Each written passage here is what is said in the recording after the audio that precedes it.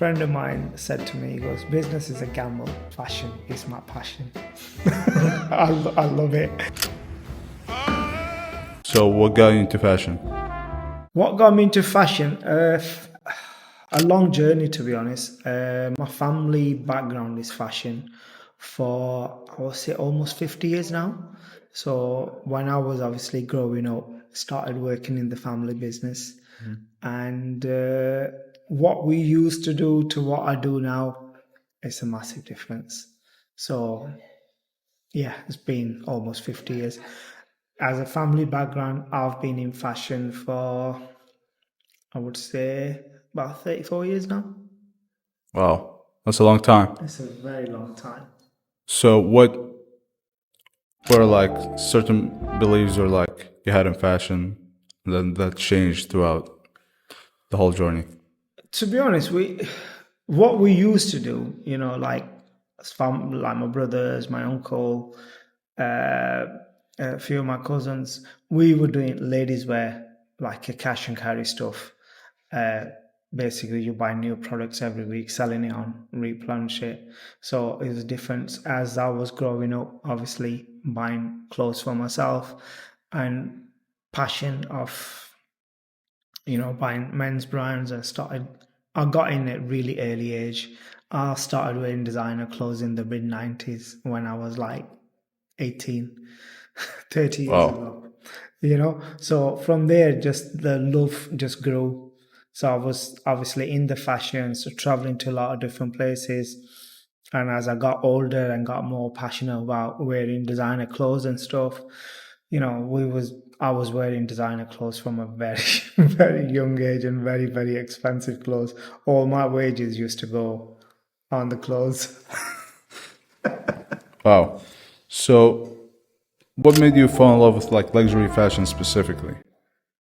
To be honest, I kind of just, because I come from a fashion background, when we was in, doing what we were doing, we were traveling a lot. And obviously I started buying designer clothes at a very early age. And as I got older and as I got more money, I started buying luxury products. So, I started wearing Vivienne Westwood in the 97, 98. I bought my first pair of Prada shoes. I think it was 98 when I bought my first pair of Prada shoes.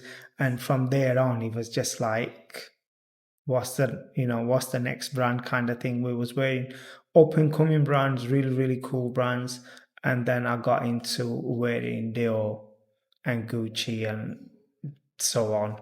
The list kind of goes on. And that just kind of grew me into started going to London Fashion Week and stuff like that, and just got more passionate. But I was still doing the lady stuff we were doing as a family, and I started on myself on my own as well. And then it was kind of just one day just decided to open up a menswear store because I was so passionate about it. And a really good friend of mine, we were just like, he wasn't doing anything, and we were like, I said, fancy opening a fashion show, if you want to come along. And there was it. We just started that was in 2007. Wow. Almost 20 years ago. Almost 20 years ago. Yeah. And that's when we started looking. And honestly, there's so much more to it. I don't want to go into a lot of it. But all I would say is we was going to open like a small store for some of the brands we liked, me and him, right? And then we ended up opening a massive store. It just got just fell in love with it, to be honest. And from there, it kind of just grew. We were doing a lot of independent brands, really cool up and coming brands. And I worked with a lot of, good people and a lot of agencies over the years. And I kind of just grew into it, to be honest. And then I got into fancied opening a luxury store back in 2016, 2017. And so it kind of just a long step-by-step Process. Yeah, step-by-step process. It's not like, nowadays things are easy, social media, people seeing stuff. When I started, and people I know who started, 30 years ago, 20 years ago, things were different. You couldn't just pick up a phone up and get a brand. You know, you had to find the brands, you had to find the details. It wasn't easy. It's not easy now either. People who don't know fashion, they will never understand how this industry works. There's so much going on in the back. Yeah. Oh, so much. There's a lot. You know what I mean? There's, like I said, through social media, people are seeing brands. You know, oh yeah, this brand is big. This brand is. When we started, we had to do background of what this brand is, what is the brand about. I mean, all that still goes on now, but It was still much there bigger. was no social media. Yeah. To get you the feedback, we had to take a risk getting these brands in. And you know, like when I first started, I got the brands in what I liked. Oh yeah, this brand looks good, this brand. And I saw them brands, people who were doing well with it. But most of them didn't work. Most of them brands didn't work. So it took us a little while to understand what our target audience is and what the kind of clientele we're getting in. So we had to change. And when you want to change in this industry from one kind of look into another, it takes time, because there's seasons. You've got 4 seasons. You've got spring, summer, you've got autumn, winter. A lot of people don't even understand what the seasons are. So it's a different world. I love this world. Yeah, it definitely is. So your first store opened 2017 was in Sheffield, right? It wasn't my first store. Second. Yeah, third, fourth store actually. Oh, wow. But it was my second menswear store. So it was actually my fourth store, but it was my second menswear store where we wanted to up the game, and get into the new heights. And when we first started in Sheffield, we was doing brands like Rick Owens, Philip Line, Neil Barrett, Acne Studios, and then we were first to bring them brands into Sheffield. And then we got into Off-White, Palm Angel. We were the first independent in the Yorkshire area to have Off-White and Palm Angel, where a lot of people at that point in 2017 didn't know what Off-White, Palm Angel were. And then we got into doing Heron Preston, and then we've got into doing, we were doing Represent in 2018 when a lot of people didn't know what Represent were.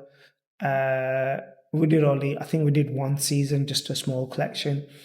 And then we got into change, and the store were doing really, really well. And we were looking for a bigger premises because we were getting some really, really cool brands. We were doing brands like Marcelo Berlon. And then we were doing a really cool French brand called DDM, Drola Denuncia. Then we were doing brands like Daily Paper, which was new. And they were some of our best-selling brands. We didn't just do the high-end brands. We brought in the new brands, on the scene in the Yorkshire area, and they were doing great. And then we kind of just moved on from there, to be honest. And then we started working with Farfetch, which was took us a long time to get in with them. But it was great. It was a good relationship. Started off really well, and then we had COVID. Well, the big boom, huh? Then we had COVID. And to be honest, after COVID, we were still positive, full of energy. We knew what we wanted to achieve. We wanted to open a bigger store in Sheffield. And an opportunity came up next door to where we were. And we took a massive gamble.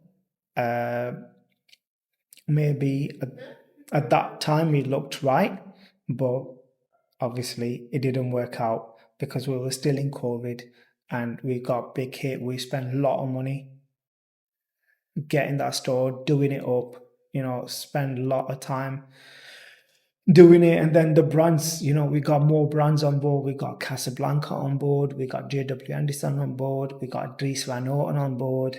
We So, the list just grew. We got Cold War on board. So the list of brands, we were getting, it was amazing, because we was building, and then we had other brands lined up. We had Canzo lined up. We had, we used to do Rude as well. So there was a lot of other things we were working on for that store for the future. We started doing Represent again, and we were flying. We couldn't just, it was just flying. The Represent after COVID, it was flying for us, and I think it was flying for everybody. But we were one of the few independents in the UK to sell that brand. We were in talks with MKI, which is doing awesome at the moment. We were talking to Cole Buxton, which is doing great at the moment. Great three, I think they're the three best British brands right now: Cold War, Represent, and MKI. So we were, working hard, reaching, but unfortunately, COVID just wasn't letting us grow. And it was unfortunate. We had to take a decision in 2023 to close the store, which was very heartbreaking. I worked more than 20 years to build, to get to that level, and to seeing the door closed overnight, it was very painful for me. Yeah. Well, probably I didn't go through something like that, but it sure has been hard. Like, you spend that much time and then you had to close. But I think that's the nature of business. That's the nature of any business, right? Anything you start, business. A friend of mine said to me, he goes, business is a gamble, and you need to prepare to lose, because it's not always going to work out. But if your intentions are right and you keep plugging that away at it, it'll work. And don't get me wrong, we got to when I started to where we got to, I worked very, very hard. I traveled a lot. I was in Paris, I was in Milan, I was in London. We were traveling. I remember times when we were in Paris and then we're getting up at 4 a.m. and getting a flight to Milan to go and to see brands there, and then from there going back to Paris. So, it's a lot of sleepless nights, but, I loved every minute of it. And when we had to close, it was painful. Yeah. So right now we're in your second store, like that. You opened a new store. So why did you come back? To be honest, no plans to come back. When I closed the other store, I didn't work for a year. I was basically, I didn't work for a year, and I was looking what I want to do. I even looked at getting jobs, but it wasn't easy. I was doing bits and bobs, but I wasn't doing a lot, to be honest. It's not like I didn't want it to. I was just trying to find what I want to do, and so that was that. Why I decided to open again? Oh, to be honest, my son's gone to university in Sheffield, and when he was looking, I was used to come with him to see the university and stuff. And then when he moved here, I was back and forward, helping him move and adjusting. And obviously, I'm from Sheffield originally. I live in Manchester now, but obviously coming into town a few times, seeing stuff, and he's like, me and him are like talking. He goes, Dad. And I said to him, I said, should we do it again? And he's like, we could do. And I was like, oh, let's think about it. So that was that. And then, because I was coming regular, he's like, Dad, you don't want to do it, don't you, again? Why don't we do it? And I want to do it. So my son was like, I want to do it, but I want you to help me do it. So I want you to guide me. You've got the experience. And yeah, basically that was it. So he kind of forced me, and fashion is my passion. I love it. So yeah, that was it really. That's how we started again. So I'm just here. I'm just trying to help him build. He's a university, he comes in and sees what's going on, and slowly he's learning. and he should be doing this, not me. But it's like, Dad, he was like, Dad, you go and do this. I'll come in the next one. So yeah, here we are, and that's how we started. Amazing. One last question. So, what would you tell your younger self or the younger version of yourself? Another great question. You know what? I never really younger version of myself. You know, when I first started, alhamdulillah, it was like this for me. Because I had a lot of good teachers. It was like everything I was doing, it was literally like this. I was just going up and up. There were some downs in there. I'm not going to say that there wasn't. There were some down points in there. But you know what? I'm one of those people. I can be down one day and I'm full of energy the next day because it's my love. So to my younger self, look, it's a lot changed. Things have changed over the years. You know, like when I started, there was, like I said it earlier, there was no social media. We had to work hard.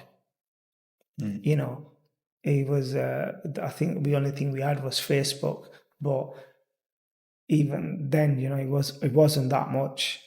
So I think now it's harder now, but my younger self, I would say, to be honest, everything I did in the past, alhamdulillah, was great. So there was things in there I could have done better. Don't really want to go into that, but there was things I could have done better. You know, when I first started, I had a good setup. You know, I did a lot of things right. I did a lot of things wrong. Maybe some of them right things, and maybe I would say one gentleman, he's passed away now. When I said to him, I'm gonna go into this, he said to me, don't do it. Because the route I was on before, it was stick to that route. And I just went, you know, I just want to get into doing fashion more. And here we are. So fashion, you know, I love it. If I were to change anything, I don't know, there's things I could change, but hey, that's life, you know, you learn. Yeah. You know, so you just move on. And now I'm here helping my son set this store up. And we've been open about 6-7 weeks now. It's early days, you know, so we're just building, we're just getting to know. I'm just introducing him to people, to brands and stuff, to the agencies, and teaching him how the systems work, how the season works, the products and stuff. He's a young lad, he knows, you know, a little bit about fashion as well. So we're just kind of working together to build, and hopefully we'll build it solid this time round. Hopefully. Yeah. Anyways, keep faith. Always keep faith. Anyways, thank you for your time. No problem. It was a pleasure doing this with you. Thank you. Nice one. Thank you very much.